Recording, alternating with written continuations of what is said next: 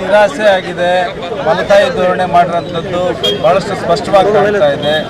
ರಾಜಕೀಯದ ಉದ್ದೇಶ ಇಟ್ಕೊಂಡು ಏನು ಅಧಿಕಾರಕ್ಕೆ ಬರಬೇಕು ಅನ್ನೋ ಒಂದು ಅವ್ರ ಒತ್ತಾಸೆ ಏನಿತ್ತು, ಅದಕ್ಕೆ ನೀರು ಕೊಟ್ಟಿದ್ದ ರೀತಿ ಯಾರು ಪೋಷಿಸಿದ್ರು ಅಂತೇಳಿ ನಮಗೆ ಕಣ್ಣಿಗೆ ಕಾಣ್ತಾ ಇದೆ.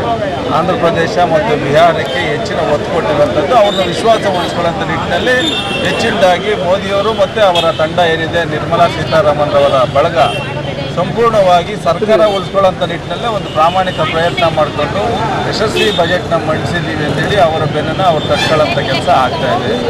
ಸಂಪೂರ್ಣವಾಗಿ ಬೇರೆ ಇತರೆ ರಾಜ್ಯಗಳನ್ನ ಒಕ್ಕೂಟದ ವ್ಯವಸ್ಥೆಯಲ್ಲಿ ದೇಶದ ಪ್ರಜಾಪ್ರಭುತ್ವದ ಏನು ನಾವೆಲ್ಲ ಗೌರವ ನಿಟ್ಟಿನಲ್ಲಿ ಬದುಕ್ತಾ ಇದ್ದೀವಿ, ಆ ರಾಜ್ಯಗಳಿಗೆ ಕೊಡಬೇಕಾದಂಥ ಗೌರವ, ಸ್ಥಾನಮಾನ ಮತ್ತು ನಮ್ಮ ತೆರಿಗೆ ನಮಗೆ ಕೊಡೋಂಥ ನಿಟ್ಟಿನಲ್ಲಿ ಅವರು ಕಿಂಚತ್ತು ಗಮನ ಕೊಡದೇ ಇರೋಂಥದ್ದು ಭಾಳ ವಿಪರ್ಯಾಸ, ಭಾಳ ದುಃಖ, ನೋವಾಗ್ತದೆ. ಇದನ್ನು ಖಂಡಿಸೋಂಥದ್ದು ಸಹ ನಮ್ಮ ಧರ್ಮ. ಆ ರೀತಿಯಾಗಿ ಈ ಧೋರಣೆ ಮುಂದುವರಿಬಾರ್ದು. ನಮಗೆ ಬರಬೇಕಾದಂಥ ಪಾಲನ್ನ ಸರಿಯಾದ ರೀತಿಯಲ್ಲಿ ನಮ್ಮ ರಾಜ್ಯದ ಅಭಿವೃದ್ಧಿಗೆ ಕೊಡೋಂಥದ್ದಾಗಬೇಕು ಅಂತೇಳಿ ನಾವು ಒಕ್ಕೊರಲಿಂದ ಈ ಪ್ರತಿಭಟನೆ ಮೂಲಕ ಒತ್ತಾಯಿಸ್ತರ.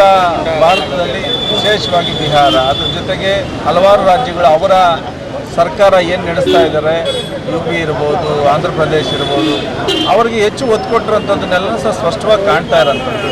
ಇದೆಲ್ಲನೂ ಸಹ ಹೆಚ್ಚಾಗಿ ಅಲ್ಲಿ ಮತ ಬಂದಿಲ್ಲ ಅನ್ನೂ ಸಹ ಆ ರಾಜ್ಯಗಳಿಗೆ ಅವರು ಒತ್ತು ಕೊಟ್ಟಿರೋಂಥದ್ದು.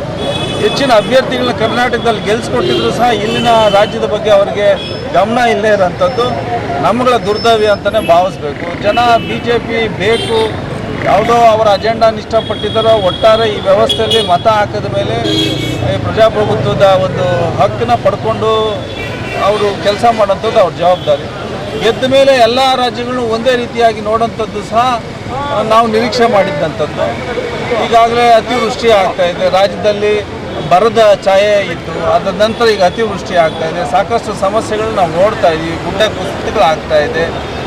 ಬಡವರ ಕಂಡೀಷನ್ಗಳ ಸಹ ರಾಜ್ಯ ಸರ್ಕಾರ ಹಲವಾರು ಗ್ಯಾರಂಟಿಗಳ ಮುಖೇನ ಎಲ್ಲರನ್ನೂ ಮುಖ್ಯವಾಹಿನಿಗೆ ತರೋಂಥ ನಿಟ್ಟಿನಲ್ಲಿ ಕೆಲಸ ಮಾಡ್ತಾ ಇದೆ.